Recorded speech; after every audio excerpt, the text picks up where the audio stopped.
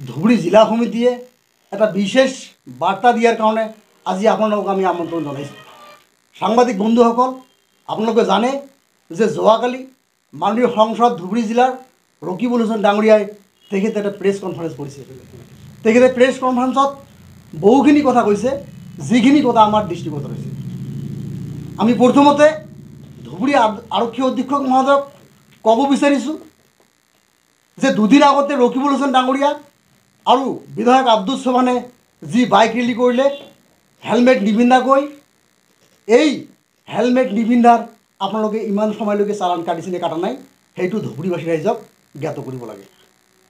তাৰ লগতে আমি ক'ব বিচাৰিছোঁ ধুবুৰী জিলা আৰক্ষী অধীক্ষক মহোদয়ক যে আৰক্ষী অধীক্ষক মহোদয়, অতি সাধাৰণ মানুহে যেতিয়া হেলমেট নিপিন্ধাকৈ বাইক চলায়, আমাৰে ভাই বন্ধু, কলেজীয়া ভাই বন্ধু যেতিয়া বাইক চলায় হেলমেট নিপিন্ধাকৈ কেতিয়াবা ভুলতে, তেতিয়া কিন্তু আপোনালোকে জঁপিয়াই পৰি সিহঁতৰ পৰা 1,000 পৰা 2,000কৈ চালান কাটে।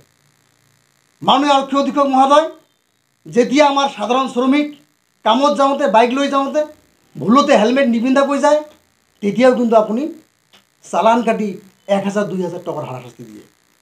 আপোনালোকৰ এই বৈষম্যমূলক কিয়?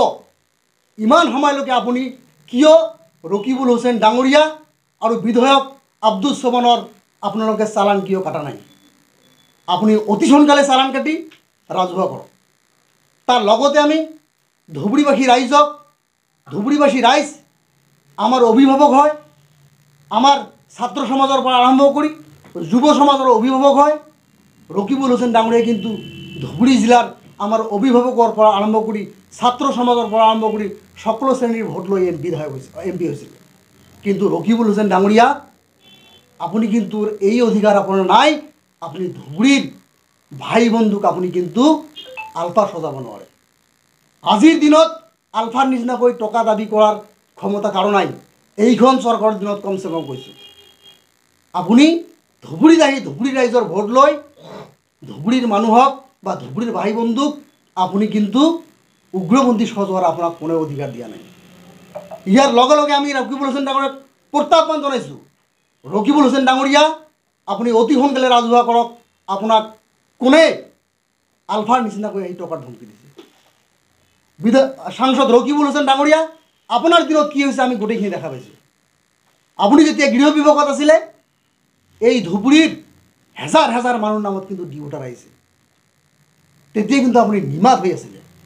ৰকিবুল হুছেইন ডাঙৰীয়া, আপোনাৰ দিনতে কিন্তু BTIDত জাতি গোষ্ঠীগত সংঘৰ্ষ হৈছিলে, হেজাৰ হেজাৰ মানুহ মৰিছিলে, মানুহে ঘৰ বাৰী এৰি আহিবলৈ বাধ্য হৈছে। আৰু আপুনি ধুবুৰীৰ সাংসদ হৈ আপুনি কিন্তু কেতিয়াও সংসদত গৈ ধুবুৰীৰ সঠিক উপস্থাপন কৰিব পৰা নাই। আপুনি যেনেকৈ ধুবুৰীবাসীক দেখুৱাই আছে আপুনি যেন ধুবুৰীৰ ৰজা।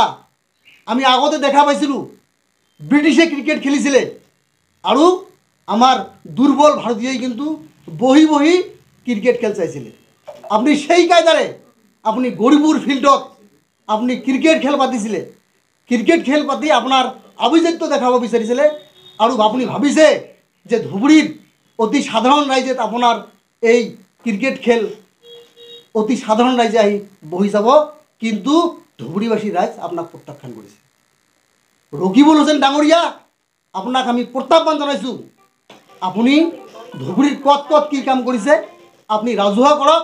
আৰু আপুনি আমাক যে টাৰ্গেট কৰিছে বা লক্ষ্য কৰি লৈছে যে আপুনি লখিমপুৰত টকা পঠাই দিয়াটো আমি দেখিছোঁ, আৰু প্ৰদ্যুৎ বৰদলৈ ডাঙৰীয়া যে 25 লাখ টকা দিছে, এইটো আমি দৃষ্টিগোচৰ কৰা নাই। মাননীয় ৰকিবুল হুছেইন ডাঙৰীয়া, আমি সেইটো দৃষ্টিগোচৰ কৰিছোঁ। আৰু প্ৰদ্যুৎ বৰদলৈ ডাঙৰীয়াকো কিন্তু আমি ধন্যবাদ জনাইছোঁ যে তেখেতে আমাৰে সত্ৰত 25 লাখ টকা দিছে। আপুনি কি কৰিছে? আপুনি তৈলমৰ্দন কৰাৰ উদ্দেশ্যে আপোনাৰ সভাপতিৰ দেউতাকৰ নামত এটা ঘৰ নিৰ্মাণ কৰি 10 লাখ টকা দিছে। ধুবুৰী ৰাইজৰ টকা, কিন্তু এইবিলাক ৰাইজৰ টকা হয়। আপোনাৰ এই অধিকাৰ নাই। আপুনি তৈলমৰ্দন কৰাৰ কাৰণে আপুনি ধুবুৰীৰ 10 লাখ টকা আপোনাৰ সভাপতিৰ দেউতাকৰ নামত দিব ঘৰ বনোৱাৰ উদ্দেশ্যে। আপোনাক এই অধিকাৰ কিন্তু কোনেও দিয়া নাই। আপোনাৰ প্ৰতি ধুবুৰীবাসী ৰাইজৰ এতিয়ালৈকে যথেষ্ট ক্ষোভ আছে। আগন্তুক দিনত আপুনি যাতে চামুগুৰ নিচিনা পৰিৱেশত নপৰে, তাৰ কাৰণে কিন্তু আপোনাক লক্ষ্য ৰখাৰ কাৰণে আমি কিন্তু ধুবুৰী জিলাৰ পৰা সদৌ অসম গৰিয়ামূৰীয়া দেশী জাতীয় পৰিষদ আপোনাক চকিয়াই দিছে। আপুনি যিমানে নকওক কিয়, আপোনাৰ কাৰ্যকলাপ আৰু আপোনাৰ ব্যৱহাৰত অতিষ্ঠ হৈ চামগুৰিৰ ৰাইজে কিন্তু আপোনাক চামগুৰিৰ পৰা টালি টুপলি বান্ধি খেদি পঠাই দিছে। আগন্তুক সময়ত ধুবুৰী জিলাক সঠিকভাৱে যদি আপুনি নেতৃত্ব নিদিয়ে তেতিয়াহ'লে কিন্তু আপোনাক ধুবুৰীবাসী ৰাইজ চামগুৰিত আপোনাক যি দশা কৰিছে ধুবুৰী ৰাইজে কিন্তু আপোনাক সেই একে অৱস্থা কৰিব। আৰু লগতে আপুনি কেইটামান কথা উত্থাপন কৰিছে, চেণ্ডিকেট কিবা কিবি আছে নাই, আপোনাৰ গোটেইখিনি জ্ঞাত। তাৰ লগতে কিন্তু আমাৰো জ্ঞাত আছে যে আপোনাৰে এজন বিধায়কো কিন্তু এই চেণ্ডিকেটৰ টকাৰ অংশ পায়। এইখিনি আপুনি ভালদৰে খবৰ ল'ব আৰু তাৰ পিছত আপুনি এইখিনি কথাৰ ওপৰত কথা ৰখাটো ভাল। নহ'লে কিন্তু আপুনি এই কেইদিন আগতে কিন্তু আপুনি আমাৰ সন্মানীয় মুখ্যমন্ত্ৰীৰ লগত ফাইট কৰিছিলে, মুখ বাধ্য কৰিছিলে, কথা বতৰা কৰিছিলে মিডিয়াৰ যোগেদি। আজি কিন্তু আপুনি বাধ্য হৈছে ধুবুৰীৰ সাধাৰণ ল'ৰাবিলাকৰ লগত মুখ বাধ্য কৰাৰ কাৰণে। আগন্তুক সময়ত কিন্তু ইয়াতকৈ বেয়া পৰিৱেশ আৰু পৰিস্থিতিৰ সৃষ্টি হ'ব আপোনাৰ কাৰণে।